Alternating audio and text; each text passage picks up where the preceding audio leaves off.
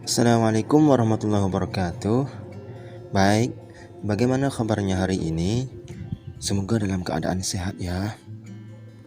Oke, perkenalkan nama saya Salahuddin Barahing, NIM 12121083151 dari kelas 6C jurusan Tadris Bahasa Indonesia. Video pembelajaran hari ini yaitu teks puisi. Kompetensi dasar 4.17 menulis puisi dengan memerhatikan unsur pembangunannya, tema, diksi, gaya bahasa, imaji, struktur, dan perwajahan. Indikator pencapaiannya yaitu 1. Mampu menulis puisi dengan memerhatikan tema. 2. Mampu menulis puisi dengan memperhatikan diksi. 3. Mampu menulis puisi dengan memerhatikan gaya bahasa. 4. Mampu menulis puisi dengan memperhatikan imaji. 5. Mampu menulis puisi dengan memerhatikan struktur. Dan terakhir, mampu menulis puisi dengan memperhatikan perwajahan.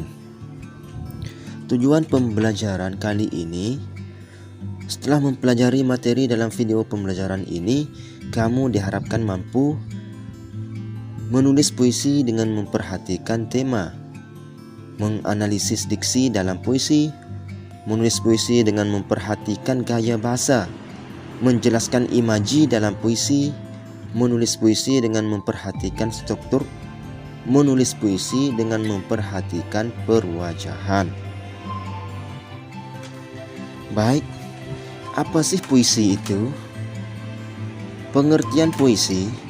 Puisi merupakan ragam sastra yang terikat oleh unsur-unsurnya seperti irama, mantra, rima, baris, dan bait. Puisi juga dapat dikatakan sebagai ungkapan emosi, imajinasi, ide, pemikiran, irama, nada, susunan kata, kata-kata kiasan, kesan panca indera, dan perasaan.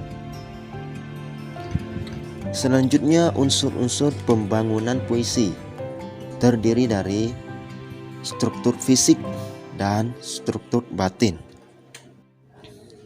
Struktur fisik puisi adalah media untuk mengungkapkan makna yang hendak disampaikan penyair. Struktur fisik meliputi hal-hal berikut. Pertama, diksi. 2. Pencitraan. 3. Majaz. 4. Rima. 5. Ritma. 6. Tipografi. Diksi. Diksi adalah pilihan kata yang digunakan agar memiliki kesan indah dan dapat menyampaikan maksud penyair.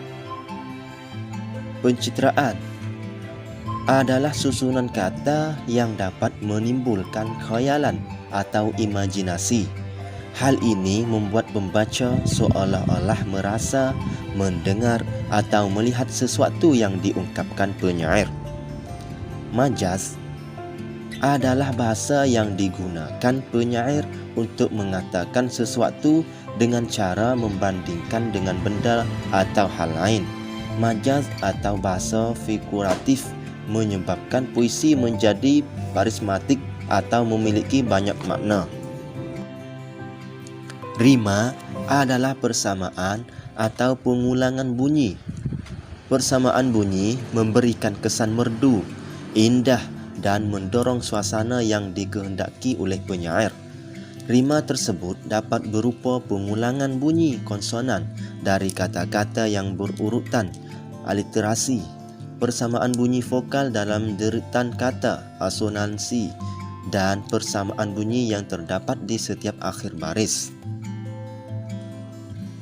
Ritma berkaitan dengan rima, bunyi, kata, frasa, dan kalimat pada puisi.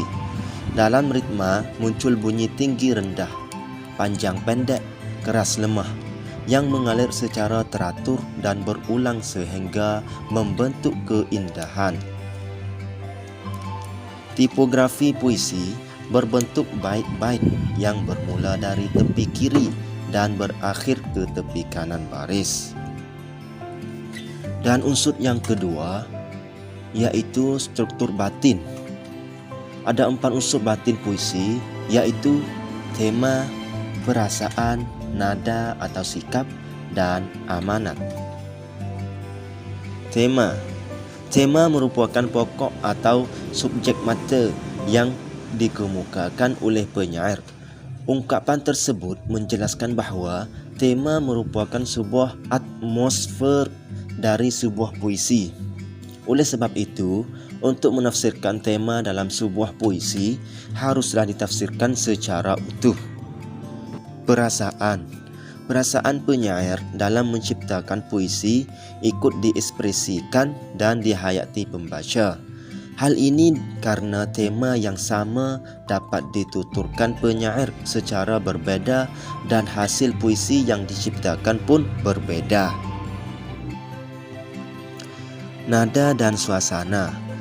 Nada dalam puisi disesuaikan dengan isi yang hendak disampaikan, baik itu berupa nasihat, kritik, sindiran, ungkapan, perasaan, atau hanya berupa cerita.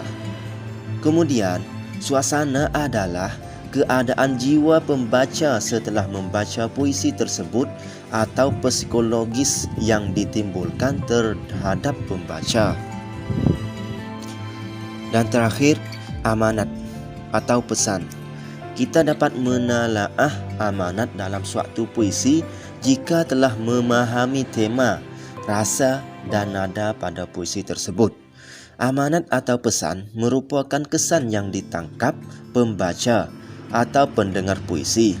Amanat tersirat di balik kata-kata yang disusun dan berada di balik tema yang digunakan. Dan selanjutnya, cara membuat puisi. Menulis merupakan salah satu bentuk menulis kreatif. Langkah-langkah yang harus dilakukan dalam menulis puisi adalah sebagai berikut. 1. Menentukan jenis puisi yang hendak dibuat. 2. Menentukan tema dan pesan yang hendak disampaikan. Yang ketiga, mengimbangkan tema menjadi kalimat berdasarkan hasil imajinasi.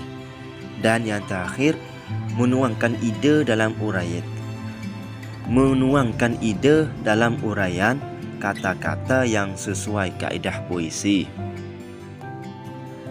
Dan berikutnya contoh puisi, yaitu judul Aku Ingin, karya Sapardi Djoko Damono.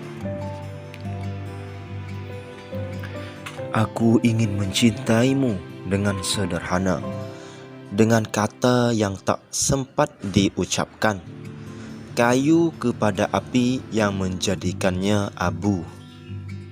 Aku ingin mencintaimu dengan sederhana, dengan isyarat yang tak sempat disampaikan, awan kepada hujan yang menjadikan tiada.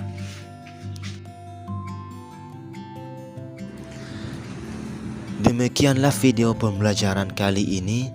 Jika ada kekurangan dan salah dan silap, mohon maaf sekalian. Wassalamualaikum warahmatullahi wabarakatuh.